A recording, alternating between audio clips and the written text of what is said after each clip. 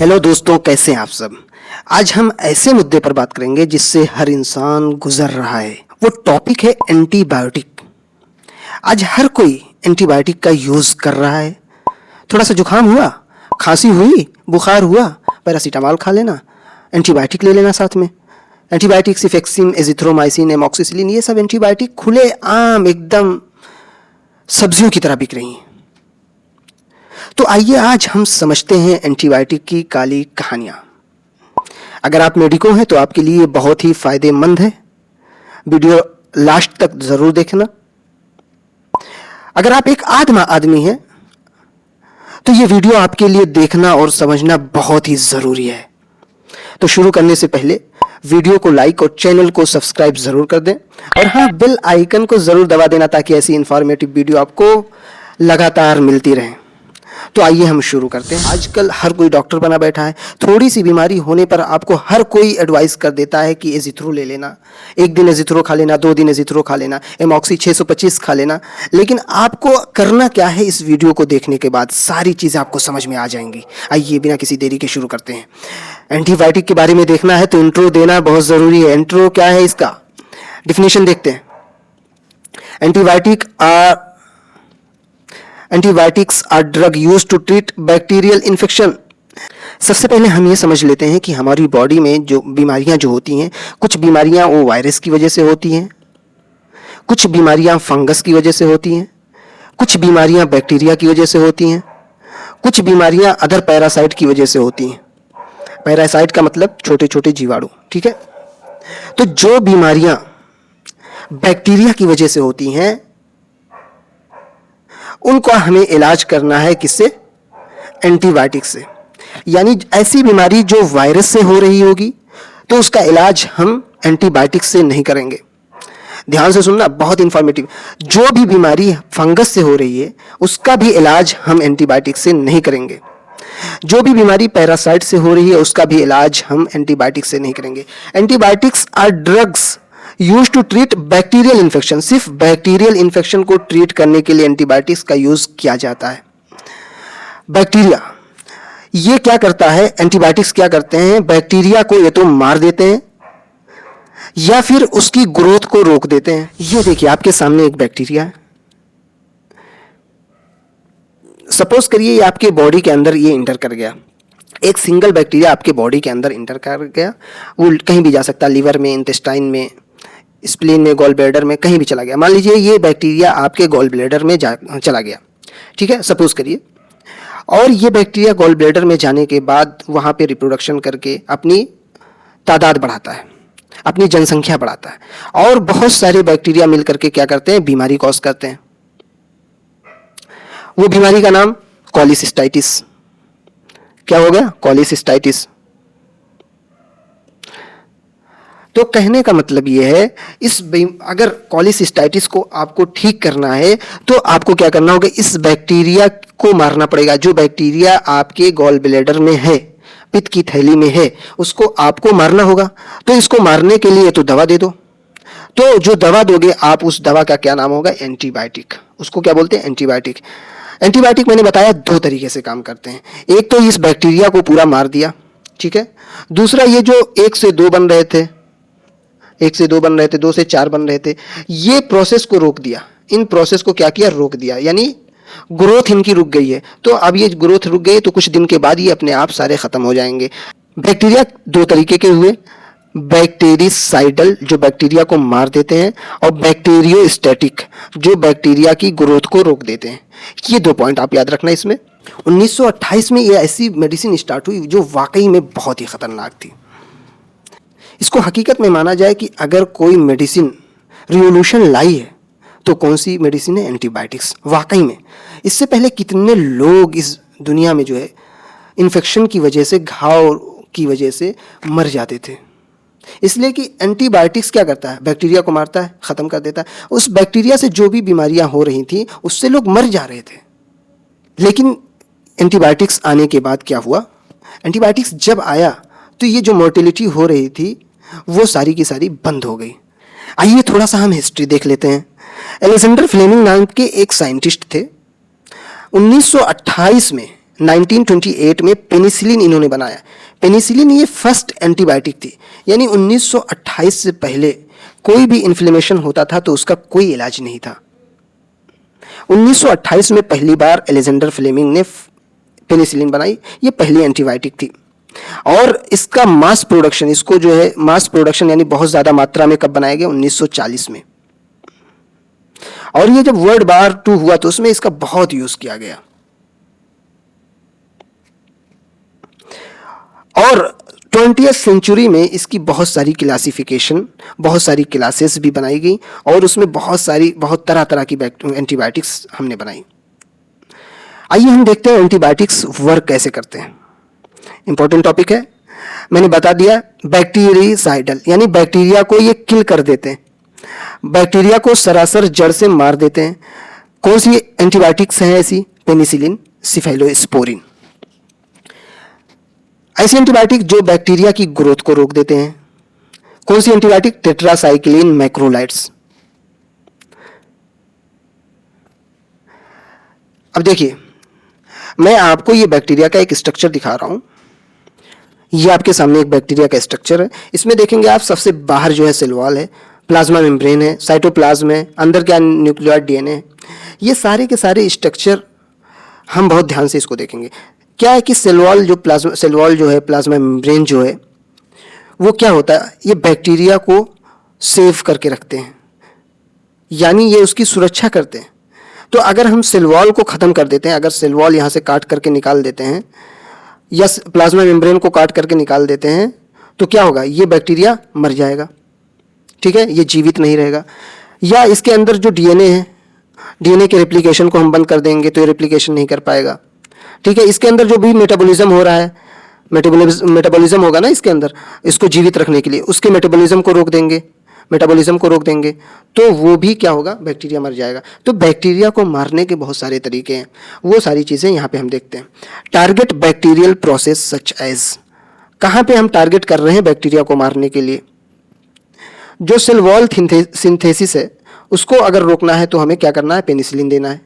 Protein जो बना रहा था, जो डीएनए से आरएनए बनता है, आरएनए से प्रोटीन बनता है, इसकी प्रोसेस को अगर रोकना है तो हम क्या देते हैं? अमीनोग्लाइकोसाइड्स या टेट्रासाइक्लिन। डीएनए से जो डीएनए बन रहा होता है उसको क्या बोलते हैं? DNA replication. अगर डीएनए रेप्लिकेशन को रोकना है तो फ्लोरोक्विनोलोन। यह भी याद रखना आप। फोलेट सिंथेसिस को रोकना है तो सल्फोनामाइड्स देते हैं। इंपॉर्टेंट है ये। सेल वॉल सिंथेसिस के लिए पेनिसिलिन, प्रोटीन सिंथेसिस को रोकने के लिए अमीनोग्लाइकोसाइड, टेट्रासाइक्लिन, डीएनए रेप्लिकेशन को रोकने के लिए फ्लोरोक्विनोलोन, फोलेट सिंथेसिस को रोकने के लिए सल्फोनामाइड्स।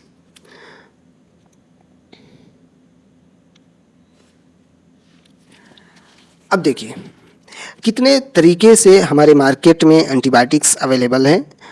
एक तो है beta lactam, aminoglycosides, tetracycline, macrolides, fluoroquinolone, sulfonamides. जब भी आप किसी हॉस्पिटल में जाते हैं, किसी डॉक्टर के पास जाते हैं, तो ये ग्रुप का नाम वो नहीं लिखता है, वो लिखेगा पेनिसिलिन, सिफेलोस्पोरिन। तो ये पेनिसिलिन और सिफेलोस्पोरिन क्या हैं? ये बीटा लैक्टम के अंदर आते हैं। बीटा लैक्टम के कौन से एग्जांपल है? Penicillin, cephalosporin. ये क्या काम करते हैं? ये जो सेल वॉल था बैक्टीरिया के बाहर, जो बैक्टीरिया के बाहर सेल वॉल होता है, इसकी सिंथेसिस को ये रोक देते हैं। दूसरा कौन सा एंटीबायोटिक है? अमीनोग्लाइकोसाइड्स। ये मान लीजिए बैक्टीरिया है, यहाँ पे डीएनए है, डीएनए में क्या होता है? डीएनए से आरएनए बनता है, आरएनए से प्रोटीन बनता है, उसको हम प्रोटीन सिंथेसिस बोलते हैं। अगर प्रोटीन सिंथेसिस नहीं हो रही होगी तो ये बैक्टीरिया क्या होगा? ये मर जाएगा। ये बैक्टीरिया क्या होगा? ये मर जाएगा। तो प्रोटीन सिंथेसिस को रोकने के लिए जो एंटीबायोटिक हम देते हैं उसका नाम क्या? अमीनोग्लाइकोसाइड। उसमें कौन सी एंटीबायोटिक आती है? Gentamicin, streptomycin. यानी जेंटामाइसिन अगर किसी को दिया जा रहा है, इसका मतलब क्या है कि प्रोटीन की सिंथेसिस को रोक देगा। तीसरी कौन सी एंटीबायोटिक है? टेट्रासाइक्लिन। बहुत ही कॉमनली यूज होने वाली ड्रग है, एंटीबायोटिक है। इसमें कौन सी आती है? ये क्या काम करता है? ये भी प्रोटीन सिंथेसिस को रोकता है। इसमें कौन सी ड्रग आती है? टेट्रासाइक्लिन और डॉक्सीसाइक्लिन। चौथा जो टाइप एंटीबायोटिक का, मैक्रोलाइड्स, ये भी प्रोटीन सिंथेसिस को रोकता है। प्रोटीन सिंथेसिस को ये भी रोकता है। इसका कौन सा एग्जाम्पल है? Erythromycin, azithromycin. एजिथ्रोमाइसिन आपने सुना है, बहुत खाया होगा आप लोगों ने। जुकाम हुआ हो या कोई भी क्रोनिक फीवर हुआ हो आप लोगों ने बहुत यूज़ किया होगा एजिथ्रोमाइसिन। अब जब भी एजिथ्रोमाइसिन लेना तो आपके दिमाग में क्या चलेगा, किसका ग्रुप है, कौन सा ग्रुप में से आएगा, ये मैक्रोलाइड्स। अच्छा ये बताओ, आप जब एजिथ्रोमाइसिन अब से लोगे तो क्या आपके दिमाग में चलेगा कि जो हमारी बॉडी में जो बैक्टीरिया है उसके अंदर जो डीएनए है, जो डीएनए से प्रोटीन, डीएनए से आरएनए, आरएनए से प्रोटीन बन रहा है, यानी प्रोटीन की जो सिंथेसिस हो रही है एजिथ्रोमाइसिन से, हम उसको रोक देंगे और उसको रोकने के बाद बैक्टीरिया का खात्मा कर देंगे। समझ में आया कि नहीं? ठीक है, मैक्रोलाइड्स हो गया, बहुत खतरनाक, बहुत कॉमनली यूज की जाने वाली दवा। कौन सी? मैक्रोलाइड्स। अब कौन सा है? फ्लोरोक्विनोलोन। ये भी बहुत इंपॉर्टेंटली देखा जाता है। फ्लोरोक्विनोलोन बहुत इंपॉर्टेंट ड्रग है, बहुत कॉमनली यूज होता है। ये क्या करता है, बैक्टीरिया के अंदर जो डीएनए है, जो डीएनए से डीएनए बनता है उसका रेप्लिकेशन रोक देता है, यानी डीएनए से डीएनए बनने नहीं देगा। ठीक है, डीएनए से डीएनए बनने नहीं देगा। उसका एग्जांपल क्या है? फ्लोरोक्विनोलोन का सिप्रोफ्लॉक्सासिन, ऑफ्लॉक्सासिन, ये सारे फ्लॉक्सासिन करने वाले, फ्लॉक्सासिन से आने वाले जितने भी एंटीबायोटिक हैं वो सब क्या है? फ्लोरोक्विनोलोन। कितनी इंपॉर्टेंट ड्रग है, एंटीबायोटिक है ये। आप लोगों ने खाई होगी ऑफ्लॉक्सासिन, जुकाम वगैरह में लोग देते हैं इसको। क्या? Ofloxacin, ciprofloxacin. ठीक है, ये क्या करेगा, जब भी आप लोगे तो अब दिमाग में क्या चलेगा आपके, ये हमारे अंदर जो भी बैक्टीरिया है उसके अंदर जो भी डीएनए है उसको क्या कर देगा, उसके रेप्लिकेशन को बंद कर देगा। रेप्लिकेशन जब बंद हो जाएगा तो क्या हो जाएगा? बैक्टीरिया मर जाएगा। ठीक है, आप चाहे मेडिको हो चाहे आम आदमी हो, अब जब एंटीबायोटिक लोगे आप तो आपके दिमाग में क्या चलेगा? मर जाएगा बैक्टीरिया। ठीक है, लास्ट सल्फोनामाइड। सल्फोनामाइड का एग्जांपल पहले हम देखते हैं, ट्राइमिथोप्रिम, सल्फामिथॉक्साजोल। ये क्या करता है? फॉलिक एसिड सिंथेसिस इनहिबिटर है, कॉमनली ज़्यादा यूज नहीं होता है। फॉलिक एसिड सिंथेसिस इनहिबिटर, ये टाइप्स ऑफ एंटीबायोटिक थे, ये हमारा क्लियर हुआ। अगली टॉपिक हम देखते हैं, यूजेस ऑफ एंटीबायोटिक्स। बोर नहीं होना दोस्तों, अभी बहुत ही खतरनाक चीज़ें मैं आपको बताने वाला हूँ कि हमारे यहाँ जो लोकल डॉक्टर्स एंटीबायोटिक्स का गलत इस्तेमाल करते हैं उसका हमारी बॉडी पे कितना खतरनाक असर होता है।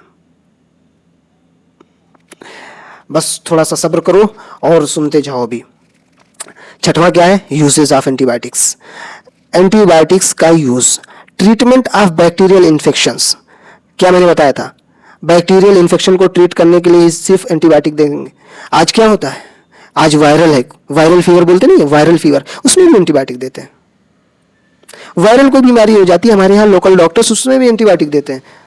ठीक है, तो बैक्टीरियल इन्फेक्शन में ही हम एंटीबायोटिक्स का यूज करेंगे। बैक्टीरियल इन्फेक्शन जैसे क्या, यहाँ पे एग्जांपल भी हमने दिया है, रेस्पिरेटरी इन्फेक्शन हो लाइक निमोनिया वगैरह हो, स्किन में इन्फेक्शन हो, सेलुलाइटिस वगैरह हो। ठीक है, यूरिनरी ट्रैक्ट इन्फेक्शन हो, गैस्ट्रो इंटेस्टाइनल इन्फेक्शन हो, यानी पेट में कोई इन्फेक्शन वगैरह हुआ हो, पेशाब के रास्ते में कोई इन्फेक्शन हुआ हो, या एसटीडी हो गया हो, सेक्सुअल ट्रांसमिटेड इन्फेक्शन जैसे गोनोरिया, सिफिलिस। आगे देखते हैं हम antibiotics VS other microbes. Bacteria antibiotics are effective. Viruses में एंटीबायोटिक्स नॉट इफेक्टिव है। अगर कोई वायरस से आपके अंदर कोई बीमारी हो रही है तो बैक्टीरिया खा के कोई फायदा ही नहीं भाई, वायरस का कुछ भी नहीं कर पाएगा, ये एंटीबायोटिक्स कुछ नहीं कर सकता। जैसे कोल्ड्स हुआ, आपको जुकाम हुआ, फ्लू हुआ, कोई मतलब नहीं एंटीबायोटिक्स खा करके, फिर भी लोग देते हैं। चलो ठीक है, देखते हैं। फंगल कोई इन्फेक्शन हुआ हो तो उसमें भी एंटीबायोटिक्स कोई काम नहीं कर सकता, एंटीबायोटिक्स का उसमें कोई रोल नहीं होगा, उसमें एंटी फंगल दवा लेनी होगी। अगर फंगस से कोई बीमारी हुई है तो फंगस को मारने वाली दवा खाओ ना भाई, बैक्टीरिया को मारने वाली दवा खा के तुम फंगस को थोड़ी मार पाओगे। चलो ठीक है, आगे देखते हैं। यहाँ पे खेला खतरनाक शुरू होता है, एंटीबायोटिक रेजिस्टेंट। ये बहुत ही खतरनाक टॉपिक। देखो एंटीबायोटिक रेजिस्टेंट क्या होता है? When bacteria evolve and no longer respond to antibiotics. जब हमारी बॉडी में कोई इन्फेक्शन है, बैक्टीरियल इन्फेक्शन है, और हम एंटीबायोटिक खा रहे हैं, एंटीबायोटिक खाने के बाद भी वो बीमारी ठीक नहीं हो रही, यानी एंटीबायोटिक खाने के बाद भी हमारे अंदर जो बैक्टीरिया वो मर नहीं रहा है, तो इसका मतलब क्या हो गया? वो बैक्टीरिया रेजिस्टेंट हो गया है। क्या हो गया? बैक्टीरिया रेजिस्टेंट हो गया। बैक्टीरिया रेजिस्टेंट क्यों होता है? ये सबसे खतरनाक चीज है। यानी हम एंटीबायोटिक तो खा रहे हैं बैक्टीरिया को मारने के लिए, लेकिन बैक्टीरिया मर ही नहीं रहा। क्यों होता है ऐसे? अगर पहले हमने ओवर यूज और मिस यूज ऑफ एंटीबायोटिक्स, अगर पहले हमने उस एंटीबायोटिक्स का सेवन ज़्यादा कर लिया है, या गलत तरीके से कर लिया है। देखो होता क्या है, ये मान लो जो बैक्टीरिया, अब हम कह रहे हैं एजिथ्रोमाइसिन 500 mg 3 days। हमने लिख दिया कि एजिथ्रोमाइसिन 500 mg 3 दिन तक आपको खानी है। आप एजिथ्रोमाइसिन खरीदे और बस 1 दिन तक खाए, यानी एक ही टेबलेट आपने खाई, तो ये जो बैक्टीरिया था, पहला डोज जब आप लेते हैं तो कोई भी, ये अभी तो क्या है, एकदम मस्त आपके बॉडी में घूम रहा है, दवा लेने से पहले मस्त आपकी बॉडी में एकदम घूम रहा है, एंजॉय कर रहा है, पार्टी कर रहा है। लेकिन आपने एजिथ्रोमाइसिन का 1 डोज लिया तो ये छुप के भागा, थोड़ा सा इसको अटैक हुआ, थोड़ा सा मुरझा गया, ये ऐसे बन गया, ये ऐसे हो गया, मुरझाया अभी। 1 डोज आपने 1 टेबलेट लिया, ये मुरझाया अभी, मरा नहीं है, ये मुरझाया अभी। जब आपने दूसरा डोज लिया, दूसरा टाइप लिया, तो ये बहुत ज़्यादा मुरझा गया, एकदम अधमरा, जिसको क्या कहते हैं, अधमरा हो गया, अधमरा। 2 टैब लेने के बाद ये जो बैक्टीरिया था हमारी बॉडी में, जो पार्टी पहले दवा लेने से पहले एकदम पार्टी कर रहा था, इधर उधर फिर रहा था, हमको जो है परेशान कर रहा था, तबाह कर दिया था एकदम, एक दवा लेते ही क्या हुआ, 1 टेबलेट लेते ही क्या हुआ, अधमरा, मतलब वो थोड़ा ढीला पड़ गया। दूसरा टेबलेट लेते ही अधमरा हो गया। जब हमने तीसरा टेबलेट लिया तो वो एकदम सिकुड़ के खत्म, कहानी उसकी क्या हुआ, उसकी कहानी क्या हुई, खत्म हो गई। 1 सेकंड। जब हमने तीसरा डोज लिया, तीसरा टेबलेट लिया, तो ये क्या हुआ, खत्म हो गया, एकदम मर गया, ये मर गया, पूरा मर गया। अब आप बताओ, आप निकले बहुत होशियार। हमने 500 mg एजिथ्रोमाइसिन का 3 डोज दिया था, 3 दिन दिया था, आप ले गए, 1 टेबलेट खाए, बैक्टीरिया अभी क्या हुआ, थोड़ा सा ढीला पड़ गया। क्या हुआ, थोड़ा सा ढीला पड़ गया, आपको लगने लगा कि फीवर वगैरह तो ठीक हो गया, जो भी बीमारी थी लग रहा है आपको आराम मिल गया, आपने खाना छोड़ दिया, 1 टेबलेट खाया, मिस यूज़ बता रहा हूँ, मिस यूज़ ऑफ एंटीबायोटिक्स, 1 टेब आपने खाया। अब ये बैक्टीरिया क्या करता है कि अपने आप को मॉडिफाई कर लेता है, यानी आप नॉर्मल ज़िंदगी में भी आप देखते होंगे, एक जो नॉर्मल इंसान होता है, उसको अगर थोड़ा सा, अगर 1 डंडा पड़ गया तो वो क्या होता है, थोड़ा ढीला पड़ जाता है। अगर कोई गलती किया है, उसको 1 डंडा मार दिए, थोड़ा सा ढीला पड़ गया, अगर उसको पूरी तरीके से सुधारना है तो 3-4 डंडे मारोगे तो सुधर जाएगा। लेकिन अगर आज आपने बस 1 डंडे मारा और वो पूरी तरीके से सुधरा नहीं, तो फिर जो पहले गलती कर रहा था, मान लीजिए जिस लेवल पर गलती कर रहा था, अगली बार वो उससे ज़्यादा लेवल पर गलती करेगा, वो निडर हो जाएगा, वो क्या होगा, रेजिस्टेंट हो गया, वो उस 1 डंडा मार खाने का वो एक आदी हो गया। अब अगली बार उसको 1 डंडा मारोगे तो उसको कुछ पता ही नहीं चलेगा। ऐसे बैक्टीरिया का भी अभी ये क्या हुआ, 1 टेबलेट दिए थे, थोड़ा सा ढीला पड़ागा, लेकिन उसके बाद आपने खाया नहीं है, फिर बाद में क्या हुआ, तंदुरुस्त हो गया, फिर बाद में अपने आप को मेंटेन कर लिया। फिर बाद में जब आप इसको देते हो 1 टेबलेट, तो कहता है ये क्या, ये तो हम पहले ही ले चुके हैं, इसने में कुछ नहीं होगा। अब ये 1 टेबलेट में ढीला भी नहीं पड़ेगा, ये तो पहले ही ले चुका है, ये अब उसको मजबूत कर लिया अपने आप को, उसको आपने मारा ही नहीं था, ये जान से मरा ही नहीं था, वो अपने आप को मजबूत कर लिया 1 टेबलेट से। अब इसका काम नहीं होगा, अब ढीला भी नहीं पड़ेगा, अब दूसरे टेबलेट में ढीला होगा, फिर तीसरे टेबलेट में अधमरा होगा, फिर चौथे टेबलेट में हो सकता है कहीं पे जाके मरे ये। तो कहने का मतलब है रेजिस्टेंस कैसे होते हैं वो तरीका मैं बता रहा हूँ आपको। अगर आपको जो डोज दिया गया है वो डोज आपको पूरी करनी है। एजिथ्रोमाइसिन 500 mg बताया गया 3 दिन, तो आपको वो खानी है। बहुत से लोग क्या करते हैं, आज बुखार आया, 1 पैरासीटामॉल लिए, 1 एजिथ्रोमाइसिन लिए और 1 पेंटॉप लिए, खा के सो गए, खत्म का बात, बुखार उतर गया। उसके बाद भाई अगर बुखार उतर गया है ना, तो ऐसे भी वो बुखार उतर जाता है, वो एजिथ्रो की वजह से नहीं उतरा है, ठीक है। अगर कल अगले दिन बुखार नहीं आता है, तीसरे दिन बुखार नहीं आता है, तो इसका मतलब वो एजिथ्रो की वजह से नहीं उतरा है, वो अपने आप वायरल फीवर रहा होगा, वो उतर गया। लेकिन आपने फ्यूचर में अपने लिए बहुत बड़ी तबाही इकट्ठा कर ली। क्या फ्यूचर में अगर सच में कोई बैक्टीरिया से आपको इन्फेक्शन होगा, सच में बैक्टीरिया से कोई आपको जो है बीमारी होगी, तो एजिथ्रो अब आपको काम नहीं करेगा। समझ गए, रेजिस्टेंट हो गई आपकी बॉडी। तो कहने का मतलब यही है कि जब भी आप एंटीबायोटिक्स का डोज लें, सबसे पहले उसका पूरा डोज लें। और दूसरी बात क्या है, जो डोज है उससे ज़्यादा या कम ना लें, जो डोज है उतना ही लें। हमारे यहाँ लोग क्या कहते हैं, अच्छा आराम नहीं हो रहा है, 500 mg के बजाय 1000 mg खा लेना। अरे भाई अभी तो ठीक हो जाएगा, अभी तो हो सकता है उसकी छोटी बीमारी, अगर खुदा ना खास्ता कोई बड़ी बीमारी आ गई जहाँ पे सच में एजिथ्रोमाइसिन का बहुत योगदान होने वाला है, वहाँ पे एजिथ्रोमाइसिन अब नहीं काम करेगा। तो ऐसे ऐसे डोज बढ़ाना पड़ेगा। एक दिन क्या होगा कि एजिथ्रोमाइसिन काम करना ही बंद कर देगा। तो ये ध्यान रखना आप। पहली बात तो जो डोज बताया गया उस डोज को ही यूज़ करना, दूसरा ये कि जितने दिन का बताया गया उतने दिन का यूज़ करना। देखो क्या होता है, रेजिस्टेंस कैसे होती है, ये थोड़ा सा समझने वाली चीज़ें हैं, ये मैं पहले मिटा देता हूँ, ये समझ लेना आप थोड़ा सा। देखो ये मान लो ये बैक्टीरिया, ये मान लो एक बैक्टीरिया रेड कलर से मैंने जो बनाया ये बैक्टीरिया। क्या होता है, पेनिसिलिन एक एंटीबायोटिक होती है।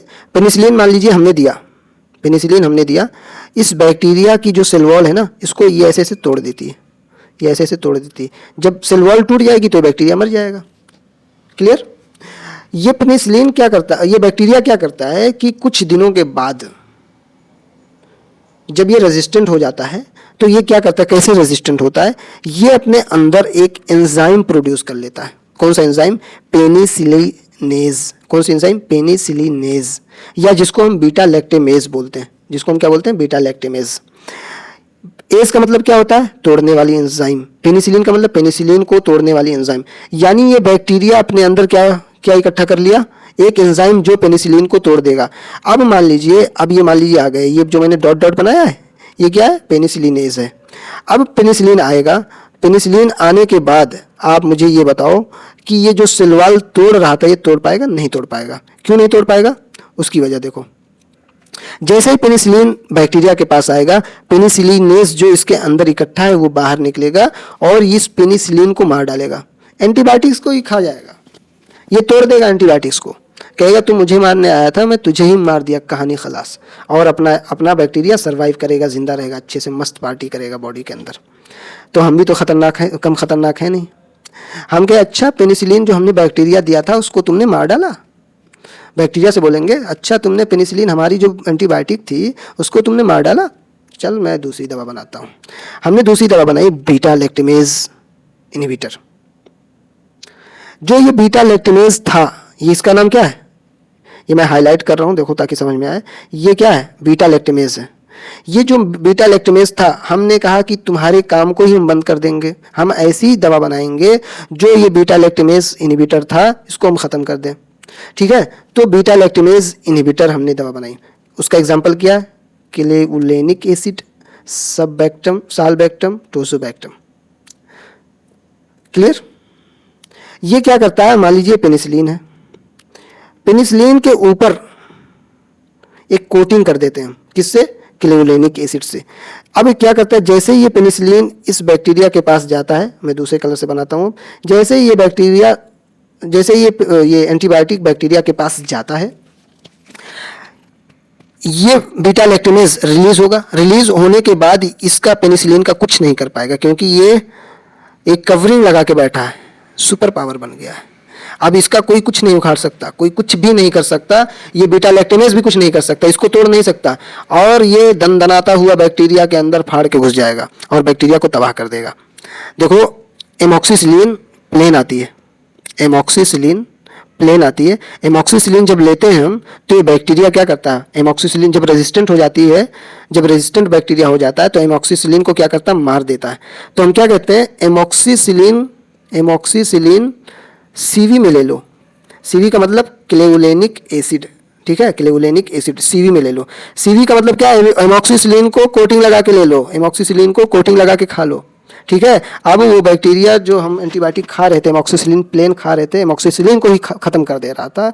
अब एमॉक्सिसिलिन के ऊपर कोटिंग लगा के खाएंगे तो कुछ नहीं कर पाएगा बैक्टीरिया इसका। ठीक है, तो ये अंदर घुसेगा बैक्टीरिया, क्या बैक्टीरिया को मार डालेगा, कहानी खत्म हो जाएगी। ये बात समझ में आएगी नहीं कि रेजिस्टेंट होता कैसे है। ये बहुत इंपॉर्टेंट टॉपिक थी, इसको याद रखना। Beta lactamase, mechanism of resistance, resistance कैसे करता है मैं यहाँ पे सारी चीज़ें समझा चुका हूँ।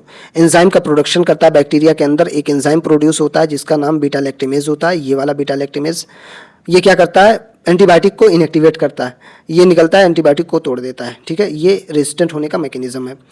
फिर दूसरा क्या मैकेनिज्म है, bacteria pumps antibiotic out of their cells. अगर ये मान लो एक बैक्टीरिया है, रेड कलर से मैं बना रहा हूँ, ये मान लो एक बैक्टीरिया है, अगर एंटीबायोटिक बैक्टीरिया के अंदर आ गई है तो ये फ़ौरन से क्या करेगा, बाहर फेंक देगा, इफ्लक्स कर देगा एंटीबायोटिक को। ठीक है, टारगेट मॉडिफिकेशन, बैक्टीरिया के ऊपर बहुत सारी लेयर बन जाती है। बैक्टीरिया अपने ऊपर क्या करता है, लेयर बहुत ढेर सारा बना लेता है। अब बताओ एंटीबायोटिक कुछ कर पाएगा इसका? नहीं कर पाएगा।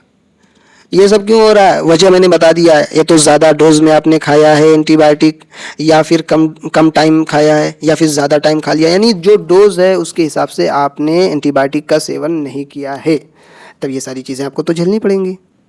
प्रिवेंशन ऑफ एंटीबायोटिक रेजिस्टेंट, हमें एंटीबायोटिक रेजिस्टेंस होने से बचाना है तो क्या करना होगा? बहुत ज़रूरी चीज़ है, इसको तो हम कहेंगे हर कोई ध्यान से सुने।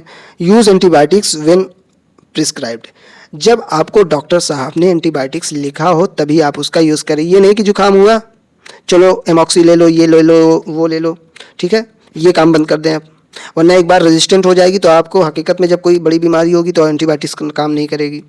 Complete the full course of treatment, अगर किसी डॉक्टर ने आपको 15 दिन का इलाज बताया है तो सच में उसका इलाज आप मुकम्मल करिए, वरना आप अगर इस बीमारी से, जिस बीमारी के कारण आप डॉक्टर के पास गए हैं, वो बीमारी मान लीजिए 5 दिन में ही ठीक हो गई और आपने छोड़ दिया, तो इसका मतलब अगर बाद में आपको कोई बीमारी होती है तो एंटीबायोटिक आपको डोज बढ़ानी पड़ेगी, रेजिस्टेंट हो जाएगा वरना। Avoid demanding antibiotics for viral infection, ये देखो ये सबसे इंपॉर्टेंट है। आजकल हर घर में ये पाया जाता है मेरे भाई, हर घर में ये होता है, वायरल इन्फेक्शन हुआ एंटीबायोटिक खा लो। अरे कोई मतलब ही नहीं है, वायरल इन्फेक्शन में कोई मतलब ही नहीं है, अपने आप वायरल इन्फेक्शन ठीक हो जाते हैं। कुछ इन्फेक्शन जैसे फ्लू वगैरह हुआ, जुकाम वगैरह हुआ, एक हफ्ते में एंटीबायोटिक खाओगे तब भी एक हफ्ता लगेगा, एंटीबायोटिक नहीं खाओगे तब भी एक हफ्ता लगना। तो क्यों भाई एंटीबायोटिक को रेजिस्टेंट करा रहे हो?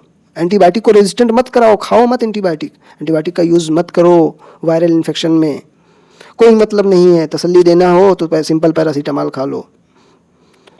द फ्यूचर ऑफ एंटीबायोटिक्स, ये थोड़ा सा ऐसे आप देख लीजिए। Research on new antibiotics and alternative therapies, phage therapy, use of viruses to kill bacteria, bacteria को मारने के लिए वायरस का यूज़ करना, उसको क्या बोलते हैं? Fake therapy. क्रिस्पर, क्या मतलब? Gene editing technology targeting resistant bacteria, अगर कोई बैक्टीरिया रेजिस्टेंट हो गया है तो उसको टारगेट करने के लिए हम जीन को एडिट करते हैं। Antimicrobial peptides, natural proteins that fight infection, natural protein infection से लड़ने के लिए उसको हम क्या बोलते हैं? Antimicrobial peptides. आइए लास्ट में अब हम कंक्लूजन देखते हैं। Antibiotics are crucial for fighting bacterial infection, सबसे पहली बात एंटीबायोटिक्स क्या है? बैक्टीरियल इन्फेक्शन से लड़ने के लिए। But misuses leads to resistant, लेकिन अगर गलत इस्तेमाल करेंगे तो रेजिस्टेंट हो जाएगी। Responsible uses is key to preserving their effectiveness, अगर अच्छी तरीके से उसको इफेक्टिव कराना है तो उसको अच्छी तरीके से आपको यूज़ भी करना होगा, टाइम पे लेना होगा, जब डॉक्टर ने प्रिस्क्राइब किया हो तभी लेना होगा, जितने दिन का प्रिस्क्राइब किया होगा तभी लेना होगा, ठीक है।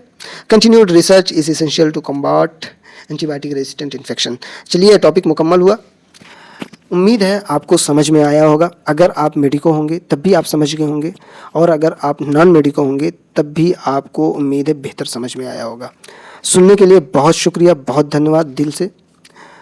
और नेक्स्ट वीडियो के लिए आप हमारा चैनल सब्सक्राइब कर लीजिए, बेल आइकन ज़रूर दबाइए, जिससे अगली इन्फॉर्मेशन, अगली वीडियो आपको टाइम पर मिल जाए। थैंक यू सो मच, धन्यवाद।